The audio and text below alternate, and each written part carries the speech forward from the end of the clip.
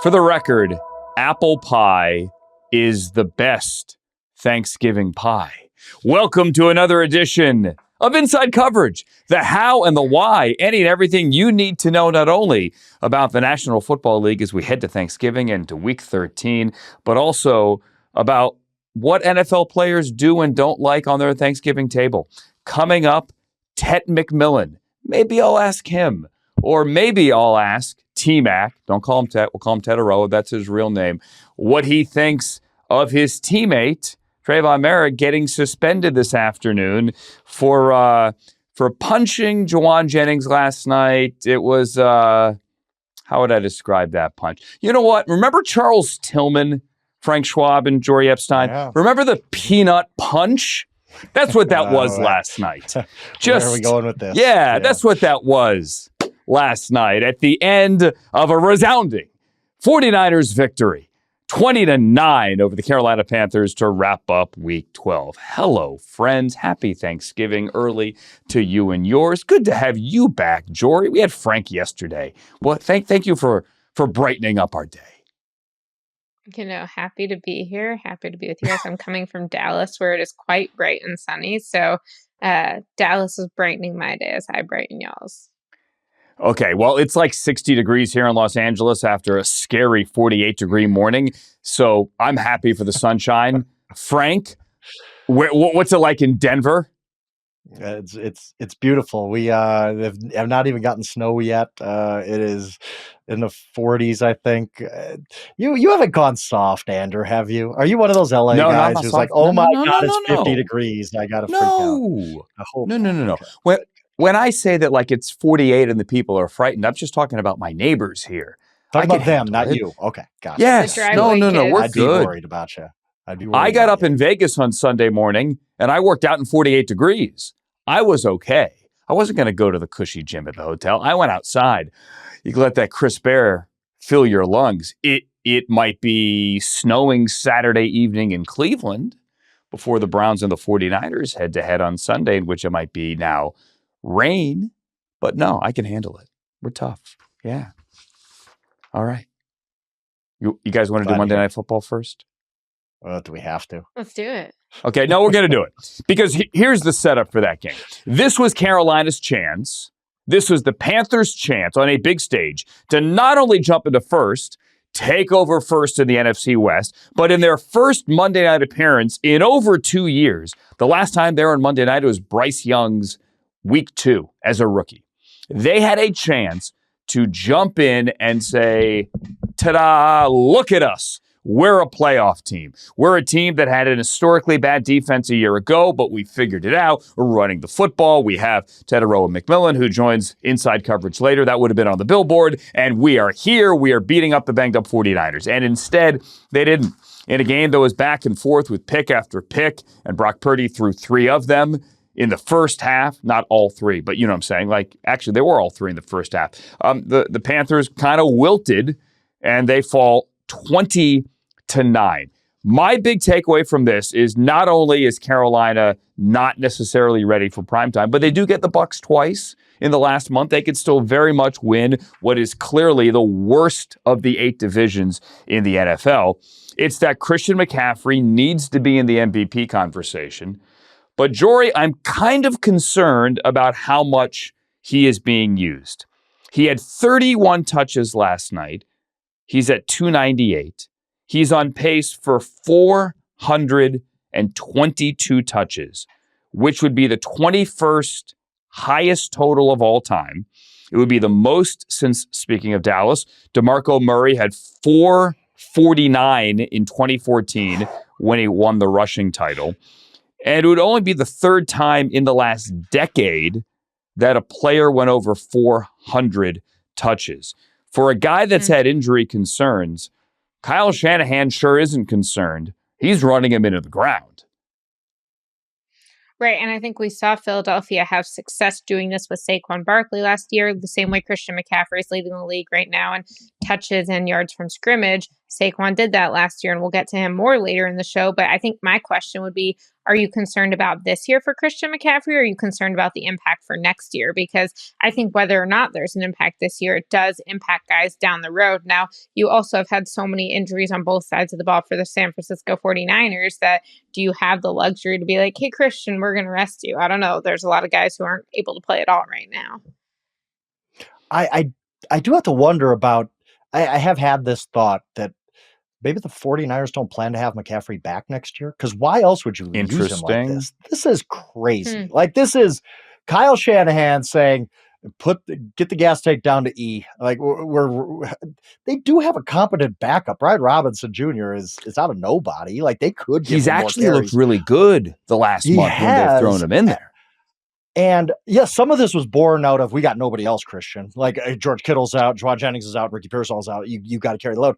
That wasn't the case last night. They're relatively healthy. And still, Christian McCaffrey had 9 touches on the first drive, kind of set the tone.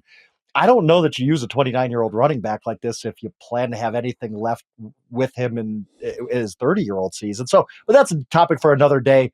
I do want to give just a ton of credit to Christian McCaffrey. We think of like the guys getting 400 touches as Derrick Henry or even Saquon Barkley, who's a really big dude. Christian McCaffrey's not a big dude, but he is tough. He is strong. He welcomes this. He wants the ball. He wants the work. He's had Iron Man seasons before where he's had the old school playing 96% of the running back snaps. I respect everything he's doing. He's a heck of a player. Like you said, if you want to talk about him being in the MVP conversation, I don't think he's got a shot to win it, but I understand where you're coming from. He's absolutely carrying that team. To me, he's a first ballot walk-in Hall of Famer, and he's showing that this year. This has been a tremendous season for Christian McCaffrey. But yeah, seeing what Saquon Barkley's doing this year after 482 touches last year, I do wonder what's Christian McCaffrey going to look like next year after all this workload. We're going to get to Saquon because Jori has a great piece on Saquon that's right now on Yahoo's NFL page. We'll get to him coming up in a couple of seconds. But one of the guys, I said only the third time if he gets to 400, over 400 for any back in the last decade. One of them was McCaffrey in 2019 when he was a much younger man, when he had 403. Le'Veon Bell in 2017 with the Steelers had 406. What is bonkers here is that McCaffrey leads the NFL. No, they've played one extra game. They haven't had their bye yet. He leads the NFL with 81 receptions, and he leads the NFL with 212 rushing attempts. You saw Marcus Allen there before the game last night. I'm sorry, Roger Craig, not Marcus Allen. You saw Roger Craig on the field, and you saw that great moment. Obviously, he remembers Christian McCaffrey, and he was just a little kid, and Craig was playing with his dad, Ed, who's one of my favorite people. And there's also, I think you have to probably consider the revenge fact, not revenge. The idea that he was playing his former team last night. Like, I don't know if anyone saw the George Kittle interview after the game with our friend Omar Ruiz from NFL Network, and Omar pointed out, hey, you had a great game, but, Christian McCaffrey did X, Y, and Z. And Kittle goes, oh, really? Because he's a ham. Oh, really? Well, he was playing his old team. And maybe that's why he got every touch, seemingly, on that opening drive. I had not thought of him, Jori, about an MVP until last night. Maybe that's on me. And as I get ready, though, for the Niners coming to Cleveland to face the Browns and do a deeper dive, their entire defense is out. Ricky Pearsall's been out. Brandon Ayuk hasn't played yet at all. You had a quarterback switch, yet through it all, the consistent part is Christian McCaffrey. Right. And I think in terms of you talking about, okay, well, who's going to get MVP? I don't even think he's yet the best player at his position. If you look at rushing in particular, as you mentioned, the 49ers have played an extra game, but for rushing yards per game and rushing touchdowns, Jonathan Taylor's still first in both of those categories and continues to have that. So I think what Christian McCaffrey's doing is extremely impressive and should get him, whether a first team All-Pro or second team All-Pro, I guess, for his performance, but it's not quite Jonathan Taylor. And so I think when you take what Jonathan Taylor's doing, how surprising the Colts have been, and the fact that they're not quite as injured, I think that's probably why we're talking more about Jonathan Taylor than Christian McCaffrey. It's not newer in the sense that we didn't know what JT could do, but it is newer in the sense of him doing it to this degree this year and having that kind of impact on the record. All right, let's talk about Robert Saleh because that... Go ahead. No, I just want to point out that, there's a couple guys in line ahead of McCaffrey. I think Jahmyr Gibbs might have a better MVP argument. Not that he really has one, but Jahmyr Gibbs has been awesome. JSN, we talked about him going over 2,000 yards on pace too, so he deserves that. But I like this because,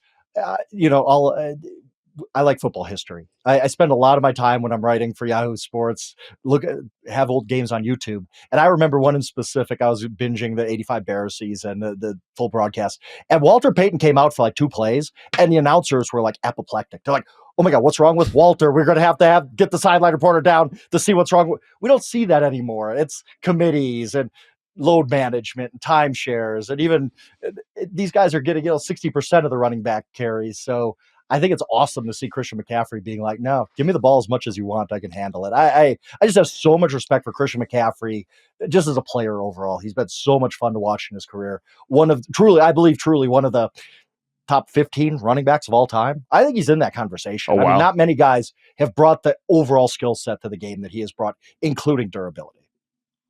Did you guys see the announcement of the 85 Bears NFL Films thing that's coming out? Anybody? Oh, wow. We're talking about the 85 Bears again? Shocking. Well, they're going to, of course, nothing's been done about the 85 Bears. It's not even an iconic SNL bit. No one is. But it'll be cool. I think it'll be cool. I don't know if they're going to include the part where I came home to my Chicago apartment once and Dennis McKinnon was sitting on my couch for no reason. Like, I have no idea. It was like out of a David Lynch movie. Like, why is he on my couch? How could you create a film without that? Yeah, right. Did Willie Galt? Yeah, we'll probably save that. We'll save that for another time. But let's get to Robert Saleh. So Jori, you threw this one in the chat, and look, his defense is playing well. They're top 10, top 15, really by most metrics. But they're doing it without Bosa, without Fred Warner, and without their first-round pick, Michael Williams, as well, just to name a few. I mean, those are the big, above-the-line, top of the marquee injuries. They're notable, and they would kill any team here, losing those guys. But you threw this in the chat about Robert Saleh potentially getting some run in the next head coaching cycle, even though he was 20-36 as head coach of the Jets, and had double-digit losses in all 3 of his full seasons. Go ahead. Yeah, I think there's a couple parts here, which is, are the Jets better since they lost Robert Saleh, and are the 49ers better since they gained Robert Saleh? And on both fronts, the answer is Robert Saleh is coming out ahead. And so I would say when you look at the Jets, no, they didn't have a great record during his time, but their defense was really impressive during his time. And they were almost like doing better than his Jets standard based off that culture. I think we saw how they spiraled when they fired him last year. This year, the Jets are 2-9, so it's not like, okay, I get that they're in a rebuild, but it's not like you get rid of Robert Saleh and all of a sudden you figure it out. And then for me, the 49ers, as you mentioned, they've got all these defensive stars injured. Last night, we're watching the broadcast, and it's like, oh, look, it's Fred Warner in the suite watching the game, and it's Nick Bosa in a suite watching the game. And then this defense is still picking off Bryce Young and getting these stops. And I just think that for the defense to be performing the way they are, we kept thinking, oh, I guess the 49ers aren't going to the playoffs because how are they going to do it without so many of their best players, including season-ending injuries to the defensive players, not specifically like 3-4 games. Like, these guys are out for the long haul, and somehow, despite who's on the field, they keep finding a way. So I take that. And I also just think, like, look how much fun Robert Saleh is having, and look at the performance he is allowing that defense to do. And if I am another team, I at least want to talk to him. I don't know if he's going to be there yet. Maybe he has another great year with the Niners after, and then he goes back to it. But I think that, I'm laughing because when I was at the Cowboys game the other night, Quinnen Williams had a quote about how Jerry Jones is one of the best owners he's played for. And there's a lot of laughter on Twitter of like, after coming from Woody Johnson, someone else is actually one of the best owners. And it was a very diplomatic way to say it. But I think so too. Robert Saleh, it's like, well, Jed York is one of the best owners that Robert Saleh has worked for in the past couple of years. And I think that there is some degree of, look how many quarterbacks and coaches and players across the board are better when they leave the Jets, that I don't know that it has to be like the final straw for Robert Saleh. I think Saleh would be a great hire. I really do. And I've said it since he left the Jets that I think part of it too I don't look at his record as the Jets as a negative. I look at it as his time with the Jets. If you can survive that, you can survive anything. If you work for Woody Johnson, your next job is going to be easier. It just has to be. So he has had those reps in the worst situation you could possibly have as an NFL head coach, and still comes out, is having a great season with the San Francisco 49ers. But you do the numbers game real quick, and I was trying to think of this the other day, like how many openings are there really going to be? And I landed on like 6 or 7, 6, 7. And it was, okay, Stop so it, you have please. so many good defensive coordinators right now. I think Jesse Minter of the Chargers is in the mix here. Jeff Hafley of the Packers, I think, is going to get a lot of looks. I think Chris Shula of the Rams, coming from the McVay tree, I think he gets some looks. Brian Flores is a little complicated, but he's still there too. So you look at those are 5 defensive coordinators right there in an NFL that wants to hire offensive head coaches. But we'll see. I would have, if somebody hired Robert Saleh, if the Giants or the Titans or whoever hire Robert Saleh, The Giants would be amazing bringing back to New York. So funny. Wouldn't that'd be the funniest thing? I'd put my stamp of approval on it because I think Robert Saleh is going to be really, really good in his second head coaching job. Yeah, I think he's going to get more interviews, certainly, or an interview or two, certainly, in this coming cycle. I was having a conversation yesterday with somebody after the show, somebody who has a pretty good finger on the pulse of the upcoming coaching cycle, and we both agreed, like, there's no huge home run name. There isn't a Ben Johnson, and this isn't breaking news here. We've all discussed this, but no one knows what's going to happen, and there could be openings out of nowhere. Like, what happens in Buffalo if things really go south? Does anyone know? I mean, is there change for the sake of change there? I'm not saying it's going to happen. I'm not saying someone's on the hot seat. We're just throwing it out there. There's always a surprise. At the same time, this year, there are going to be multiple surprise hires. Like, ooh, okay, well, that might be a reach. Is it a reach? Not this year. It isn't a reach, whomever, because there just isn't that one name that everyone is going to be fighting over. So Robert Saleh, is going to be in the mix. I want to get a quick thought here from both of you on the suspension late in the afternoon, not for Jauan Jennings, who so clearly threw an open-handed punch, strike, whatever, to the helmet of Panthers safety Trevon Merrick after the game. Everybody saw, but then everyone saw as well the slow-mo video of Merrick hitting Jauan Jennings below the belt. There's really no other way to say it. He got a clean shot right below the belt. And Jennings has not been suspended. Merrick has been suspended. Remember when Juju Smith-Schuster might have gotten a cheap shot in on Brian Branch, but it was Branch who got suspended because he was the one that openly, with the cameras right there, struck Juju in the helmet after the game. This is the other way around. This is, oh, no. It's okay you hit him in the head because he hit you down there. So, Frank, this is an interesting precedent. Hitting someone below the belt, same as spitting, it's pretty disrespectful, and that's going to get you suspended. It should. But the guy that retaliated after the game, dead ball after you got me in the, that guy's okay. I promise you, Brian Branch took note of this, right? Like he was probably like, wait a second. But I fully agree with this. Look, when you saw the second replay of Merrick, I don't know how you pronounce his name. Is it Merrick?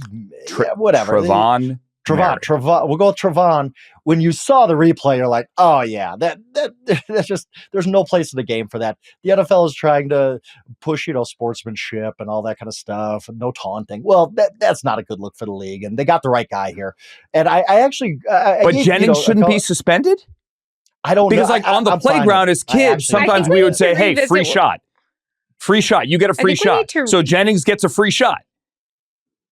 Yeah, I'm fine with it, actually. If you do you not remember totally a week ago when Mike Tomlin said, hey, they were like, oh, do you have any words for Jalen Ramsey and how to retaliate when someone spit on you? And he says, essentially, like, I'm not going to have a message on that. Do what comes natural. So I think for Jauan Jennings, it's do what comes natural. And if anything, like he kind of showed restraint waiting till after the games that he didn't blow it for his team. I know that sounds insane, but I think that, first of all, kudos to ESPN for having that footage from earlier in the game and being able to put that next to us. So all of us were able to say, okay, wait, what's happening? No, now we have the context, because one of the issues in the Steelers Bengals game was that we didn't have the context in real time. And by we, I mean the officials really didn't have the context in real time of, oh, there was a punch before in like with the spit. And so someone did get ejected for a short period of time. But I think that the NFL's message here is, hey, you can't do that. And if you're going to do that, then we're not going to protect you from the consequences for someone else.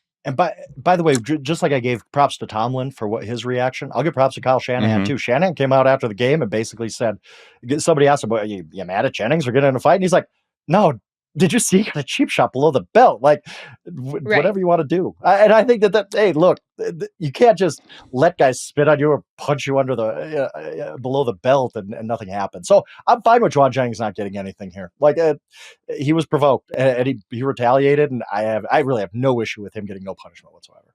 Here's what Kyle said, and sorry, Madison, if you have to bleep this. He said he got hit in the balls, and I'm proud of him for keeping his cool. That's what he said. Yeah, he didn't get a 15-yard penalty during the game. He waited. Nope. And it's funny. And he he's walking up to him like under the belt. No, yeah. Like the relative severity. He's like, no, just a little slap in the face. He's got a helmet on. It's fine. Oh, boy. Okay, so with that in mind, perfect transition now to a guy who's a teammate of Trayvon Merrick, but is here for, bigger purpose, obviously. It's My Cause, My Cleats time. So we are very thrilled to be joined by the rookie wide receiver, the Carolina Panthers. All right, this is kind of cool. Joining us now, one of the front runners for Rookie of the Year, one of the best, not only rookies in the NFL this year, but you could argue he's one of the best wide receivers in the NFL this year. On inside coverage on Yahoo from the Carolina Panthers, Tetairoa McMillan. How the heck are you, man? I'm good. And you? I'm okay. Let's Tetairoa get yesterday out of the way here. Big stage. You guys had this huge chance, the Panthers in San Francisco, to kind of plant your flag and kind of announce to the world on a national TV audience that you guys are legit. You're still very much in the playoff race, clearly. Obviously, you didn't take over first. But as you head home, what'd you learn about yourselves last night? We just got to capitalize, especially offensively. We had 3 points off of 3 turnovers, which is, that's a bad recipe for football. So we just got to capitalize on those moments. And, whenever the defense gives us good field position, we got to learn how to score points. And, obviously 9 points is not going to cut it. So, offensively, we just got to be a lot better. Bryce said, I'm going to read the quote here. Bryce said, quote, "It's going to be a sucky plane ride home." How was the plane ride home? Yeah, long travels after a loss is not a fun one. Listen, you guys have a nice plane. It's not as if everyone flying home for Thanksgiving sitting in like 35D in the back of a plane. But to play a Monday night game in San Francisco, in California, you're from California, you've taken a red eye once or twice, to play it in California and then have to fly back to Carolina and then have to get up and turn around on a holiday week and play 6 days later. Dude, that's not easy. Shoot, it's my first time ever experiencing it, so we'll see. We'll see how it goes.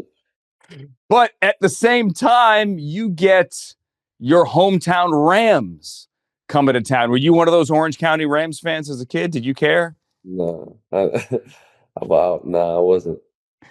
What does it mean, though, to have the number 1 seed in the NFC come to town? Because, well, this is a 1:00 game and not the Monday night game. The missed opportunity you guys had on Monday night, you very much have a chance to correct that this week. No, for sure. Just obviously playing against the number 1 seed is a blessing. Back at home in Bank of America Stadium, and just give us a chance to bounce back off this Monday night game, and hopefully take the lead in the division. What has Dave Canales told you about what Thanksgiving in December and everything that you guys have in front of you means? You still get the Buccaneers twice, man. Yeah, obviously everybody knows that, we have the hardest schedule, I think, from here on out in the league. So, we really going to have to buckle up and be consistent and try to win as many games as we can and, try to get to the playoffs. All right, finally, last thing on last night, I promise. I don't know if you saw this. It just came down literally as we sit here recording this about 10 minutes ago. Trayvon Merrick has been suspended for a game for that punch below the belt. What do you think? Ooh, I mean, obviously it's going to hurt us, him being one of our key players. But I think it's just a good opportunity for somebody to step up and make a play. Shouldn't both guys get suspended? Man, I got no comment on that one. The league gonna do what the league do. So, I'm just a rookie that has no say anyway. I was going to say, that is a veteran move right there. Well done. You're a rookie, but that is a veteran move. That is a veteran no comment, dude. Yeah, I appreciate that. All right. Final thing, I promise. On Thanksgiving, I'm guessing, Thanksgiving away from home. Are your folks coming, family coming, anyone coming? Yeah, I got a few family coming. Okay, cool. What is your favorite Thanksgiving food and your least favorite Thanksgiving food? Do pumpkin pie count? Okay. That's my favorite. And then my Okay. least favorite, I don't know. That's a lot of them. I'm not really a big fan of Thanksgiving food. Maybe like, I don't even know. I don't even know. I don't really like too many Thanksgiving food. Like So, cranberry sauce, no. Stuff's nasty. yeah, that's great. That's trash. Yeah, hate it. Are you a stuffing inside the bird or outside the bird guy? I don't like stuffing. You don't like stuffing? No. Really? Yeah. What happened? No? Do Yeah. you not like turkey? No, I barely like turkey. Mashed potatoes? No. Okay. Any kind of potato? Pumpkin pie. So Pumpkin pie, that's it. I'm an apple pie guy. We always have two. okay, I like that too. I can respect that. Hold on. Isn't like the T-Mac, right? Like, or the T-Rex. I keep thinking T-Rex. You're T-Mac. Like the T-Rex ate everything, but the T-Mac doesn't eat everything. Nah, I definitely don't eat everything.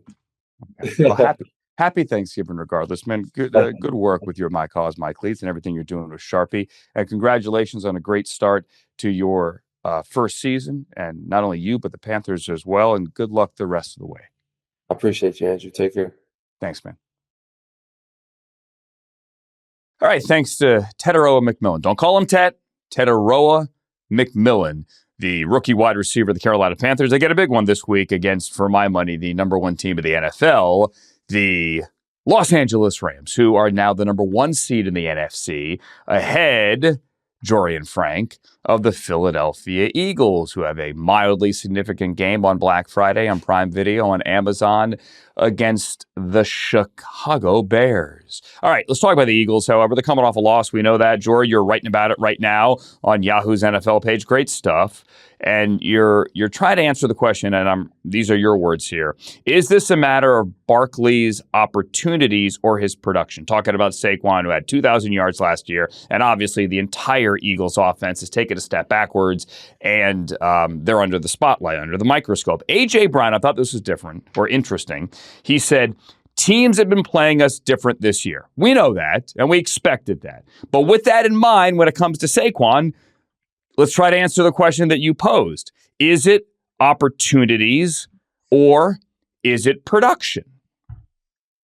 Yeah, I think it's an important question because it's easy to say, oh, Saquon's not having the same success because he's not able to do it. But what opportunities is he getting? And so I kind of started looking at the numbers and I found that in each of the Eagles' 8 wins this season, Saquon has received at least 14 carries and at least 18 touches. In each of their 3 losses, 12 or few carries and 17 or fewer touches. So his fewest carry games, his fewest touches games, which of course the difference in those is the times he gets involved in the passing game, even if it's somewhat manufactured run game, are their losses. And so it wasn't that there was a correlation, a strict correlation at least, between how many yards he was rushing for or gaining and whether or not they won, but there was an exact correlation between how many times he was touching the ball. And then you say, okay, well, is there this idea that, well, if you're up more, you're going to run the ball more? And so it's a little bit of a skewed data point. And so I went and said only his first half numbers, and still it bore out that 2 of their losses were 2 of his 3 fewest first half touches. And so there's kind of that front. And I also think it's just worth noting that when you look at these numbers, to me, this is not only is Saquon getting progress towards a touchdown? Is he getting the yardage? This is a question of, are you wearing down the other defense with physicality? Are you bleeding the clock to keep your defense fresh? And so I understand that Saquon might not be as explosive, and perhaps if he's less explosive, then you say, well, we don't want to give him those opportunities. But I think this data shows that whether or not he's 100% explosive, the opportunities are correlating with winning. And even though correlation does not always equal causation, I do think that means that there's a very clear direction in terms of what the Eagles should do. Frank, what do you think? I'm just, it's so tough because he's not the same player this year. It's just, he is, like you said, percentage wise of like percentage of running back carries and target percentage, it's roughly the same as last year. He's just not doing as much with it. And we try to find all the other excuses of, oh, maybe there's an injury, the offensive line, the offensive play calling. But really, there was a million think pieces this summer about 482 touches in a season, what that does to a guy. We just talked about Christian McCaffrey with that. I just think you're seeing the effects of that.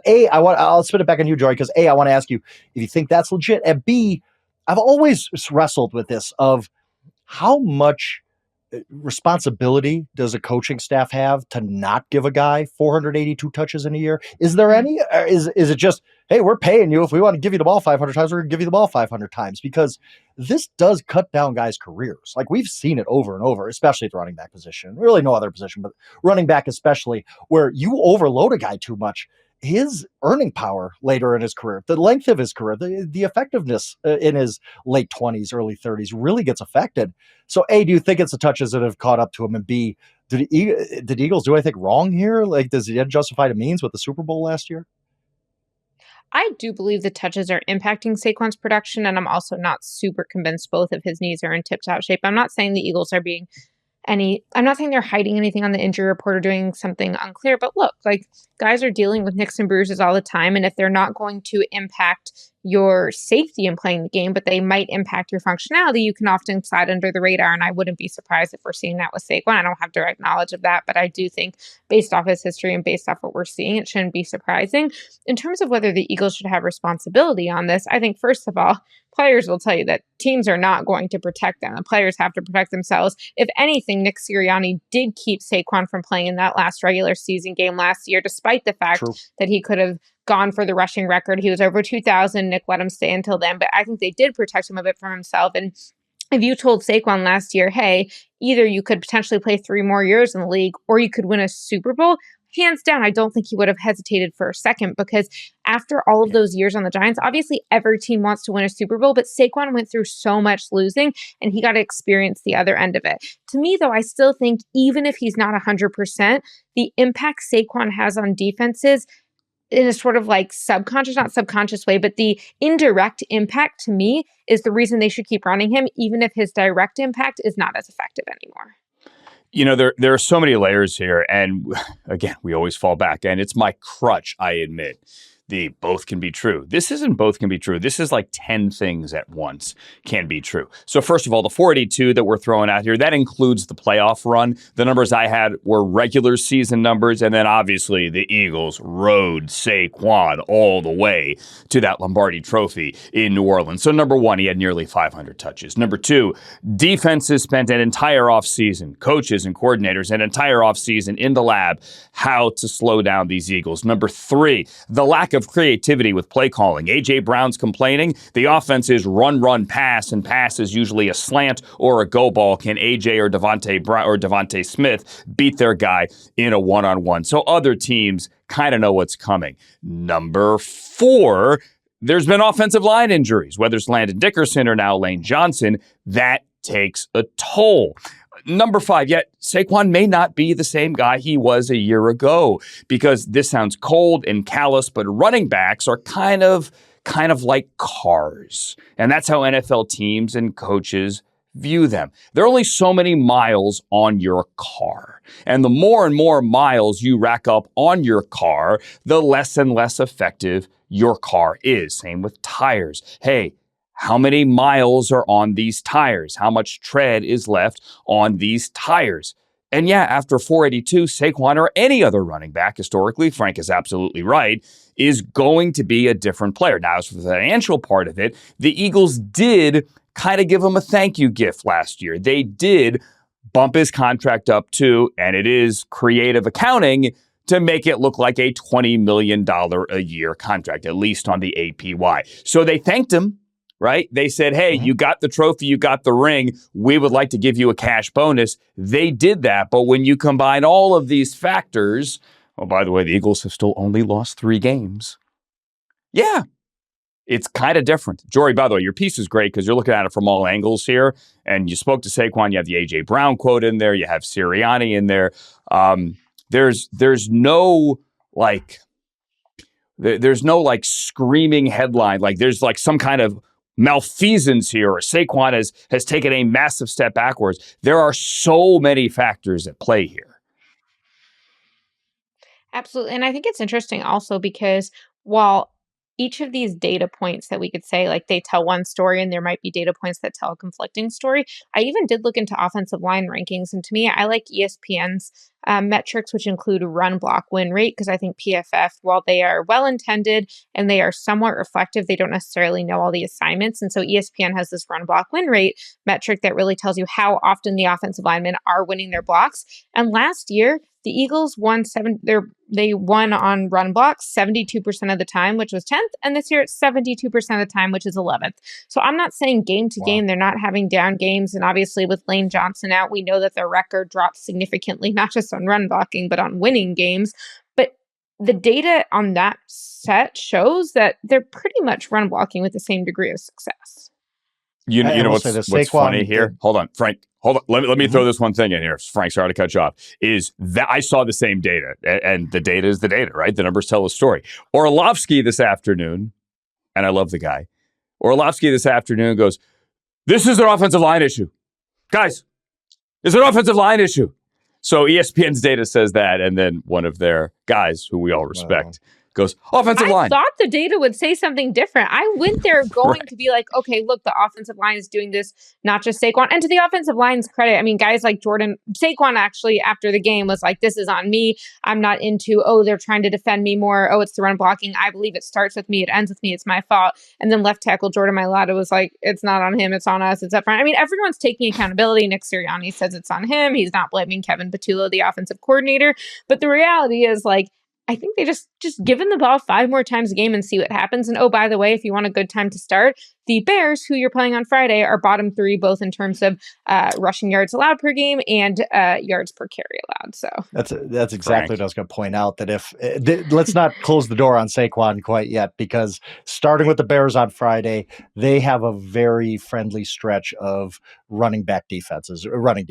And if Saquon Barkley's going to get going this season, it could still happen. This stretch they have coming up, he could be a big factor down the stretch, and they're still in play for the number 1 seed. They're still in play for another Super Bowl championship. But to get that, I think they have to get Saquon Barkley going. And I think these next few weeks, we're going to know either, Saquon caught a bit easier of a schedule, it got going, and we saw the old Saquon, or, it just ain't happening this year. It's going to be one of the two. We're going to find out pretty quickly that way.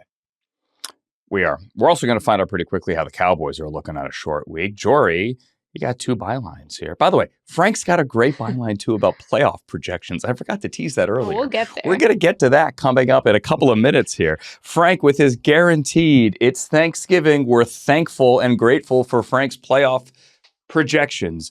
They are coming up shortly. But, Jori, let's get to the Cowboys because they are playing on Thanksgiving, as they always are, a tradition truly unlike any other. Nance and Romo and Tracy in Dallas for a game which I made the prediction last week, and Charles' head exploded, but I think he's coming around to it. C-Rob not here. We're talking about him, and he's not here. That this will be the most watched regular season game in decades. Like, it's going to get to 50 million. Because it's the Chiefs who saved their season with a 4th quarter comeback a week ago against the Colts, and the Cowboys who, Jori, stunned the Eagles, and now Jerry and everyone is kind of like walking around with their chest out and feeling good.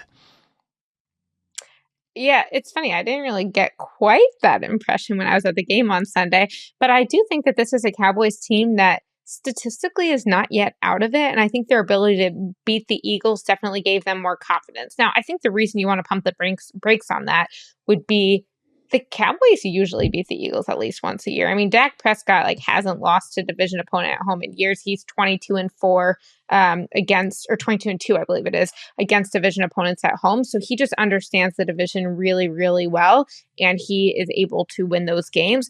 Going against an uncommon opponent like the Chiefs on Thanksgiving or the Lions Thursday after, that's a different ballpark. But what I think, regardless of whether they ultimately end up making the playoffs, we should be looking at is this is a Cowboys team that has retooled very quickly. I mean, I was not so against the Micah Parsons trade. I understood where it was coming from. It had kind of been behind the scenes an option for a long time. And then all of a sudden the contract stuff got a little bit ugly and the Cowboys decided to make the move. But one of the reasons I liked what they've done since is when you take Kenny Clark, Osa Odigizua, and Quinnen Williams all in the middle. I mean, even Jalen Hurts was talking after the Cowboys upset the Eagles and being like, yeah, well, we're not surprised when we get 5-man fronts now, given the way that they're now constructed on the interior. I mean, other teams are viewing it as they retooled, and you don't usually do that in just a couple of months after losing one of your best pass rushers. And then you look at the fact that the same way, and I've talked about this before, the Eagles look at Saquon Barkley and say, if we're going to pay a running back $20 million a year, well, we'd rather do that than pay the receiver $40 million a year. And I get that's a little bit skewed. The Eagles are still paying receivers, but in terms of what it means for that specific weapon, to pay a defensive tackle $26 million a year rather than paying an edge rusher $47 million a year, and then you start to have this impact. I mean, that is such a market inefficiency when you look at how much of a gap we now have between the salaries at the two positions. And the last thing I'll say is, I mean, Dak Prescott talked during the week last week, and he played Quinnen Williams as recently as 6 weeks ago. And he said that for me as a quarterback, if I have an edge coming, well, I can try and escape. I can go one way or the other. But if someone's coming straight up the gut for me from that A gap, from that B gap, that's when it's really hard to avoid that. So you have the pass rush impact on that. And then you have the run defense impact when, I know we were talking about Saquon, but the carries he did get, he had 2.2 yards per carry against the Cowboys. And that was not necessarily what they were doing. So I think that when you look at George Pickens on the offensive side of the ball and the 3 defensive tackles the Cowboys have had after years of the run defense being their Achilles heel, I do think that this team has the pieces, if not to make it to the playoffs next year, then to do something next year. It's a very interesting situation the Cowboys are in. We'll see if 3 defensive tackles and 5 defensive linemen work against Patrick Mahomes. I don't know, but I think that just the Thanksgiving games, by the way, are really interesting. First, you got the Lions Packers, which is a great game in the NFC North, but that second game, as Andrew kind of alluded to, these teams they need this win because the Chiefs, we've talked about their playoff stuff a lot, but the Cowboys now, everybody's like, wow, the Cowboys, can they make some kind of a push here? Can they get, well, if you lose to the Chiefs at home, you're back to 5-6-1, and you still have a lot of tough games coming up. So no, not really. I hate to do that and be like, oh, you have to beat the Eagles to prove your legitimacy. And then you beat the Eagles and you say, oh, well, now beat the Chiefs again too. But that's kind of the situation the Cowboys put themselves in by getting in this hole. I don't know that they're great yet. I'm willing to give the benefit of doubt, say they're better, obviously, with Quinnen Williams, but you should be better if you trade a first and second round pick for a guy. He should make an impact, and he has. He's been very good. I am very interested, though, to see if this carries over to the Chiefs game. Can they play this kind of defense and do well against the Chiefs? Can they beat the Chiefs to get back to become a legitimate playoff conversation? It's not now. They're 5-1, and they're underdogs on Thursday. This is not a legitimate playoff conversation yet, but if you do beat the Chiefs, well, okay. My mind will be open a little bit more. So they're fascinating right now. Yeah. And when I said they're walking around feeling good about themselves, I guess, Jori, you have a great little anecdote at the end of your piece where you said, hey, Dak Prescott didn't want to say how big this win was in the overall scheme of his career, but he kept the jersey. Doesn't do that very often. There is as you said, retooling with the defense, somewhat of a validation here that we do know what we're doing. And go back to the Bengals, right? Last year, or even this year, or the Ravens at the beginning part of the season. You could score all the points you want, but if you can't stop anybody, it doesn't matter. But there is a formula to victory and a formula to the postseason. And maybe they started too late of just having that middle of the road defense. And that's what we had always said that the Bengals could survive with. Just get a middle of the road defense. Well, the Cowboys have the offense to win with a middle of the road defense. Their defense was not middle of the road. It was in the gutter at the first 6 weeks of the season. Well, now they're kind of getting towards middle of the road. And yeah, Frank, to your point, this is a major validation game for them if they find a way to win on Thanksgiving. All 3 of these games are really good. I mean, the NFC North game you just mentioned, this game in the middle of the afternoon, and then Joe Burrow coming back and going to Baltimore against a team that, as he said it today, we've played 1,000,000 times. I mean, yeah, let's go. Yeah, to me, as it relates to this year, we won't really have to guess whether the Cowboys are actually good because right after the Eagles, they've got the Chiefs this week and the Lions. So we'll have our answers. They're going to be tested and battle tested in those situations. And oh, by the way, the Lions might be someone they're competing against for a wild card spot, and the Panthers lost. So I don't think they're there yet. I just think we'll be able to tell whether they're there. And I also think that if they can win some of these games, in terms of what it means for next year, when the Cowboys lost in the first round to the Green Bay Packers a couple of years ago, they were the only team to lose at home in the wild card that year. It didn't just impact them then. I legitimately think, and a lot of people who are in that building believe, that it kind of carried over. They had this hangover of like, they were so shocked by how the Packers did that to them that they really, I mean, we saw what the Saints did to them. We saw what the Ravens and the Lions, there were teams the next year that seemed to still be beating up on the Cowboys because they hadn't really recovered. And so I think the flip can happen. And obviously we saw the Lions do this a couple of years ago when they beat the Packers at the end of the season, is that you can take a late season run and use it to power your next season. So I don't think that the Cowboys are likely or even like average likely to make the playoffs this year. Like their chances are really low by all of the metrics, but I think that they can build something that will say, hey, this Quinnen Williams trade, we can already tell what it's going to mean for next year. I'm going to steal that, and I'm not making light of it. I'm going to steal average likely. They're not likely. They're not average likely. I'm going to steal that. I like that. And I agree with you 100%. So coming up, are the Cowboys in Frank's playoff projection? And if not, why does Frank hate the Cowboys? That's coming up next. All 14 spots from Frank on Inside Coverage. Holidays are about traditions. Welcome back to Inside Coverage. I love holiday traditions. You know, at my brother-in-law, at my brother's house, my sister-in-law's house, like our Thanksgiving, we go over early and she gets the turkey in the oven. She wraps it in bacon, by the way. Not at all kosher, but it tastes delicious. Then you sit around, you watch the early games, you fall asleep during the late game. Anyway, there's also a tradition that we are building here on Inside Coverage, and that is the Tuesday tradition, holiday or not, of Frank's playoff predictions. His playoff projections, better said. All 14 spots. Are you ready for the big reveal? Okay, Dun, good. dun, Yes, dun. you both said yes. Okay, Jori and Frank were both nodding. So here we go with the NFC. Are the Cowboys, drum roll, the Cowboys are not in it. You have the 49ers at 7, the Packers at 6, the Seahawks at 5. Somebody has to win the NFC South. Frank's going to give it to the Buccaneers. The Lions at 3, the Eagles at 2, and the Rams of Los Angeles at 1. Jori, you get the first crack at it. What do you want to ask Frank? Frank, I don't disagree with you that the Eagles are winning the NFC East and likely in that spot. But if this is how the playoff projections look, are the Eagles beating the 49ers in the wild card round? And to extend that question, which of these teams do you feel confident the Eagles would beat in the first round? That is a good question. I think that I think they would beat the 49ers. I do. I just don't believe in the 49ers defense, although Robert Saleh, the aforementioned, has done a great job coaching them up. They come out of nowhere with some great performances like they did on Monday night. But overall, I just think that defense in Philly, I would give Philly the edge there. I would actually give Philly the edge over the Packers too. I just think the Packers have been so mundane all season since week 2 that I don't really trust them in a playoff scenario. They let bad teams hang around. They've lost to some bad teams like the Panthers at home. We saw the Panthers Monday night. That Panthers team is not good whatsoever.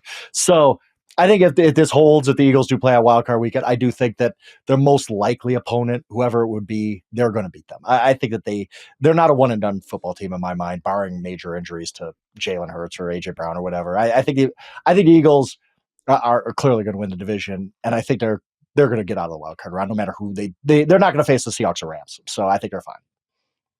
Here's my question, Frank. These NFC projections are 6 out of 7 spots what the current NFC playoff standings are right now heading into Thanksgiving. The one difference here is the 3 seed.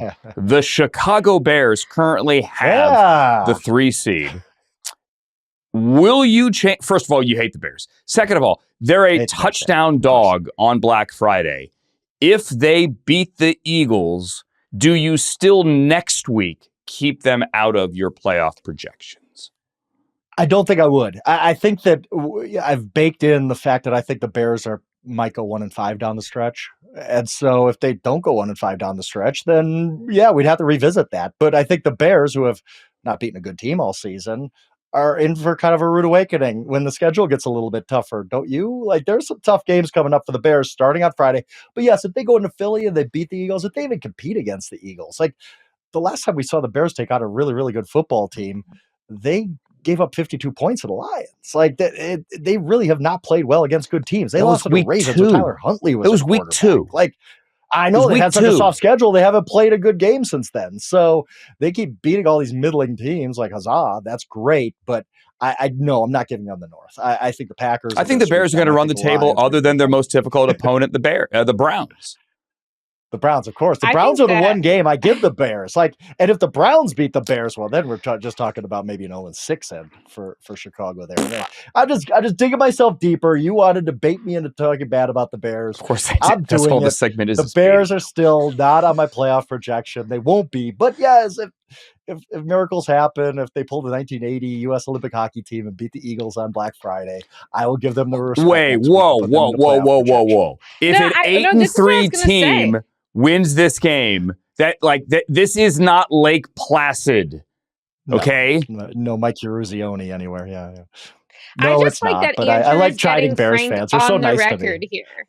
Like, look at this accountability. Andrew got Frank on the record saying that if the Bears beat the Eagles, he will put them in next week's playoff projections. Yeah. So just know that when you don't do that next week, we are going to remind Bears fans and everyone who listens to this show that you said one thing and did another. I'll keep my word. If the Bears think the other overriding question and get their first good win of the season, I will put them into playoff projection.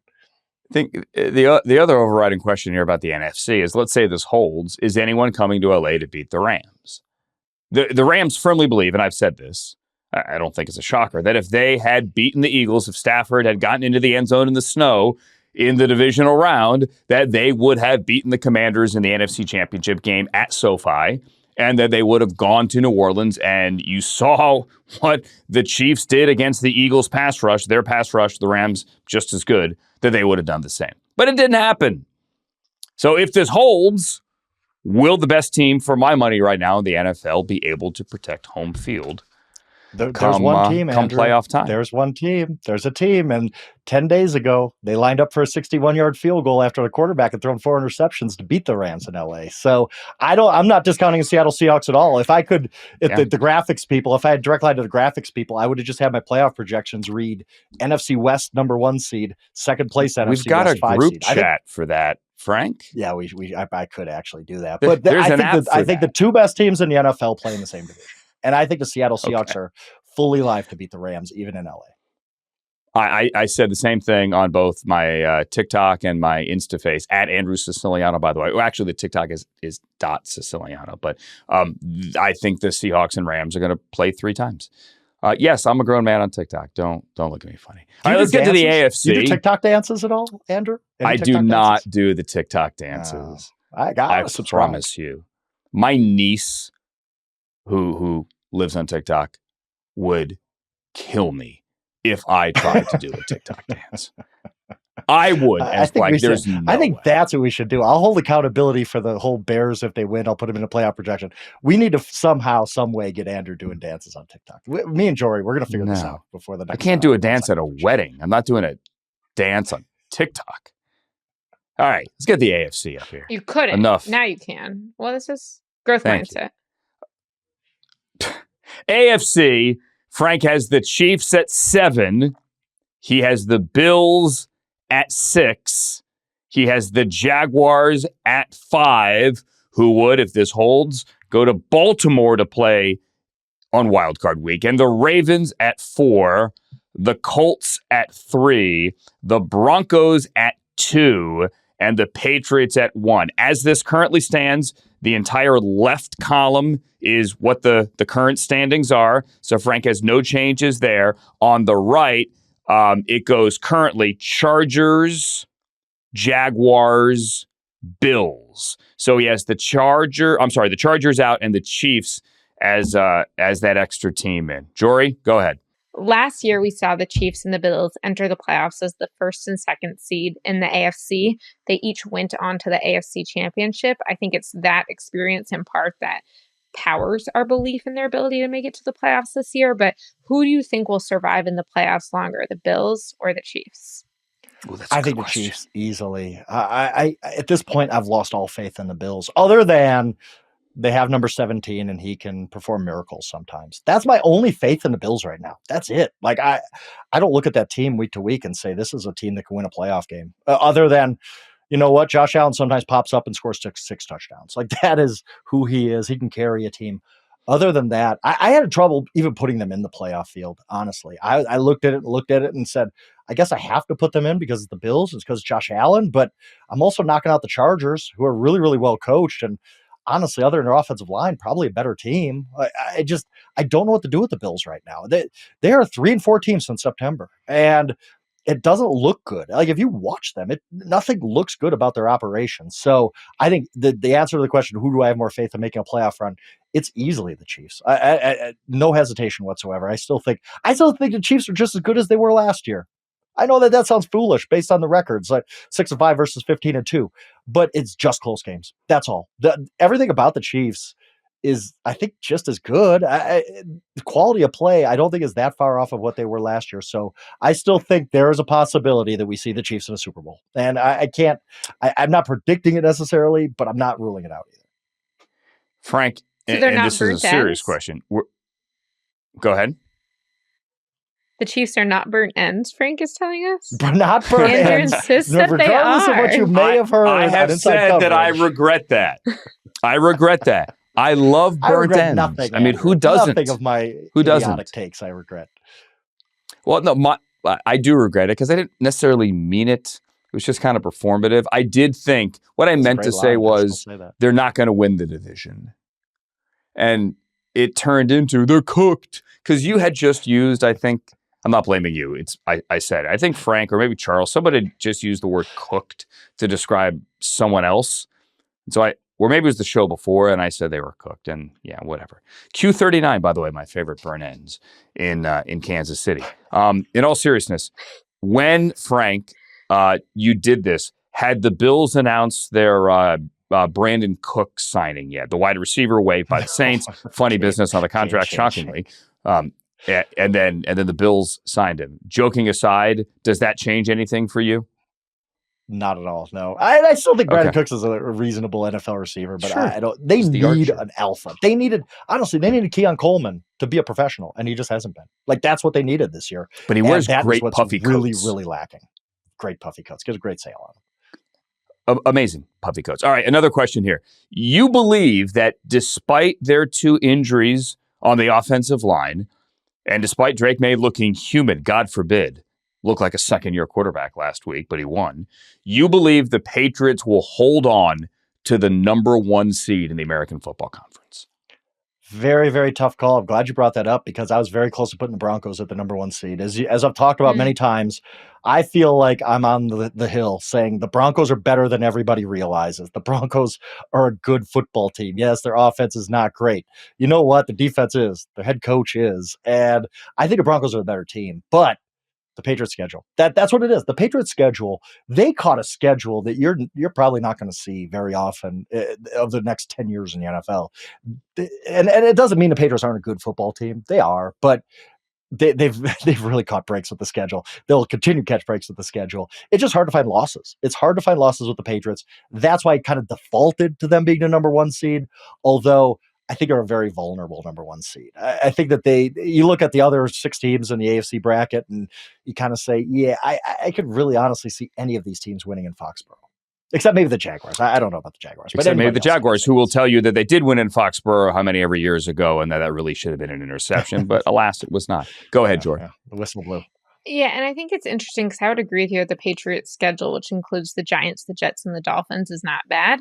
But I also think that the Patriots are kind of hitting a bit of an injury bug. And so I'm curious if Yeah. that will allow, okay, they've got the Giants next.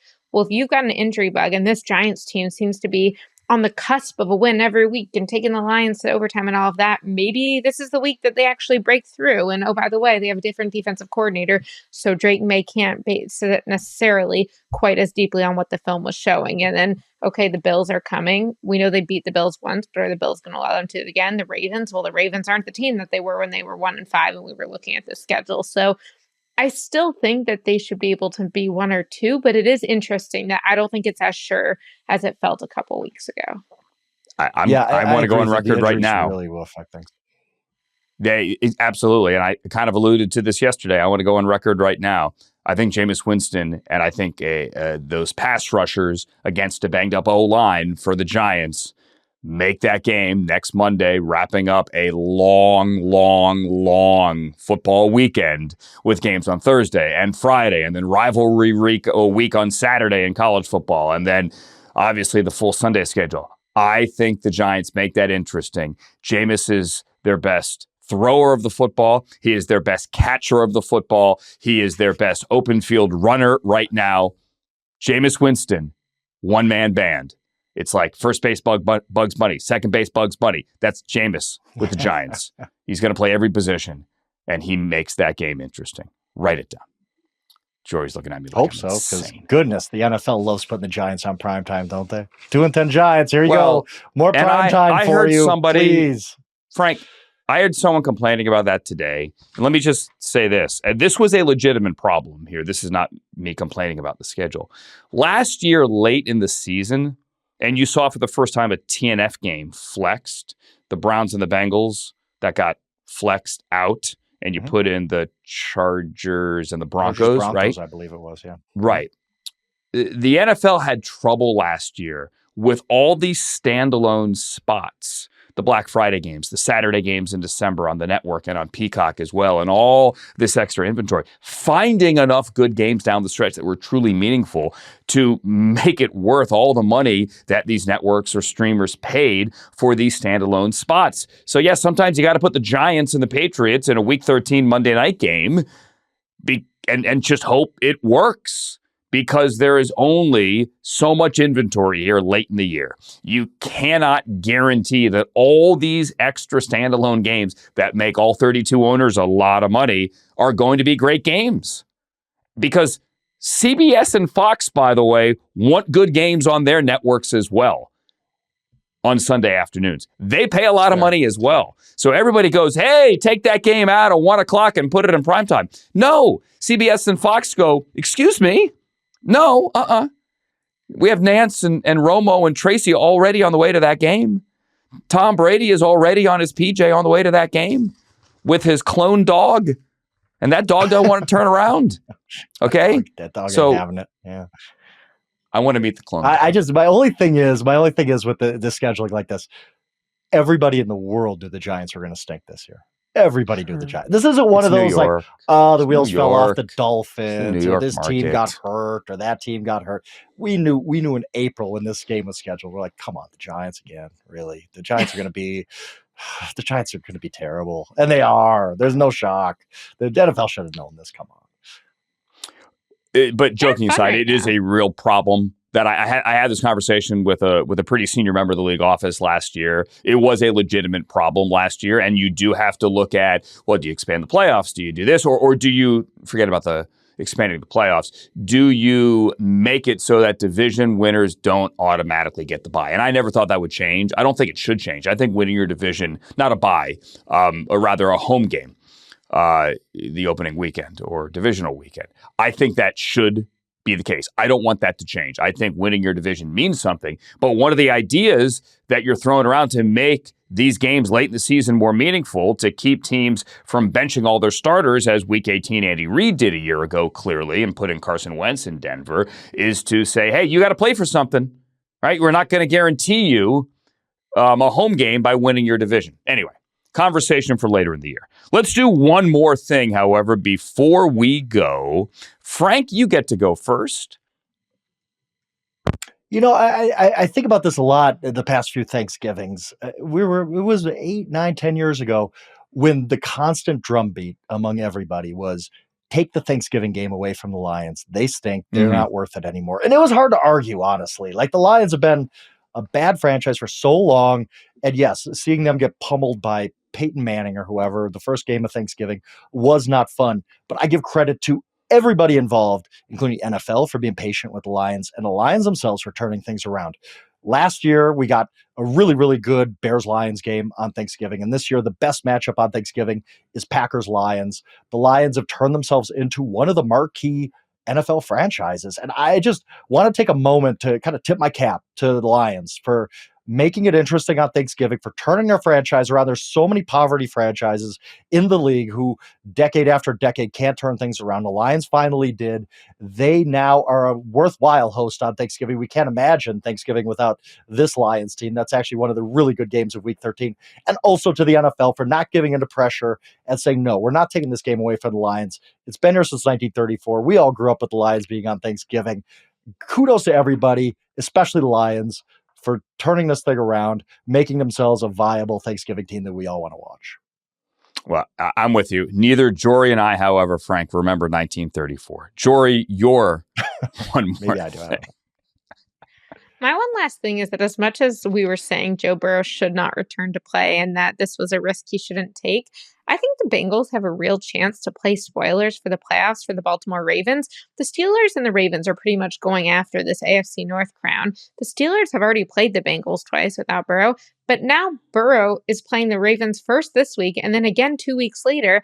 And there is a chance that a Cincinnati Bengals team with Joe Burrow is going to beat the Ravens and allow the Steelers that passage to the playoffs. So I still think the Ravens have the upper hand, but I felt much better about the Steelers or about the Ravens overtaking the Steelers when they didn't have to play Joe Burrow twice.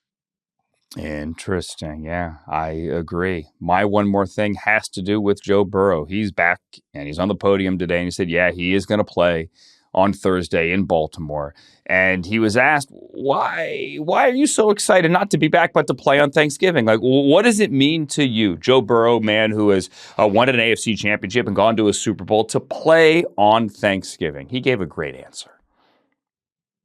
I think just like a lot of kids, you grow up going through Thanksgiving, you have your meals with your family, and then you go and sit on the couch, and typically there's not a lot on, except football. Back in the day, it was Lions and somebody. You go watch Matthew Stafford throw for 300, 400 some yards with Calvin Johnson and probably lose the game, but it was fun to watch.